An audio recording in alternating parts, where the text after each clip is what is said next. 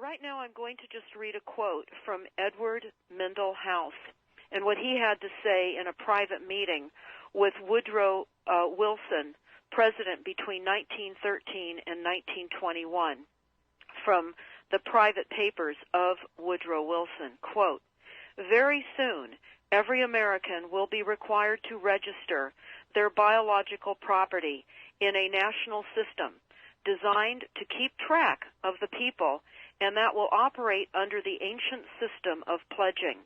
By such methodology, we can compel people to submit to our agenda, which will affect our security as chargeback for our fiat paper currency.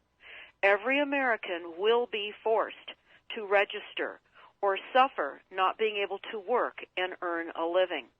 They will be our chattel, and we will hold the security interest over them forever by operation of law merchant under the scheme of secured transactions. Americans, by unknowingly or unwittingly delivered the bills of lading to us, will be rendered bankrupt and insolvent, forever to remain economic slaves through taxation secured by their pledges.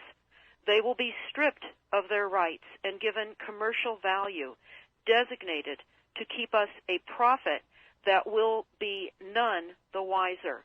For not one man in a million could ever figure out our plans, and if by accident one or two would figure it out, we have in our arsenal plausible deniability.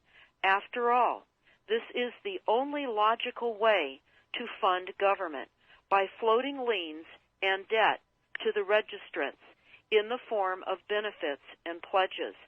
This will inevitably reap us huge profits beyond our wildest of expectations and leave every American a contributor to this fraud, which we will call social insurance. Without realizing it, every American will insure us for any loss we may incur, and in this manner, every American will unknowingly be our servant, however begrudgingly. The people will become helpless, without any hope for their redemption, and we will employ the high office of the President as our dummy corporation to foment this plot against America.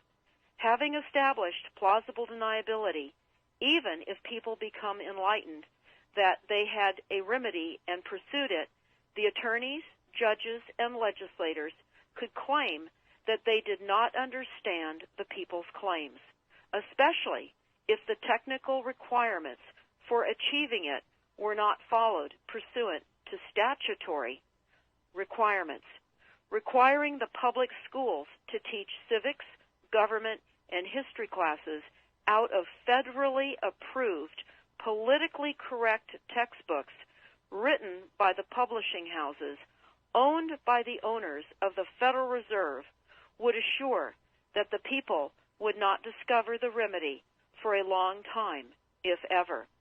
I would recommend that everyone read Fruit from a Poisonous Tree by Melvin Stamper, M-E-L-V-I-N, Stamper, S-T-A-M-P-E-R.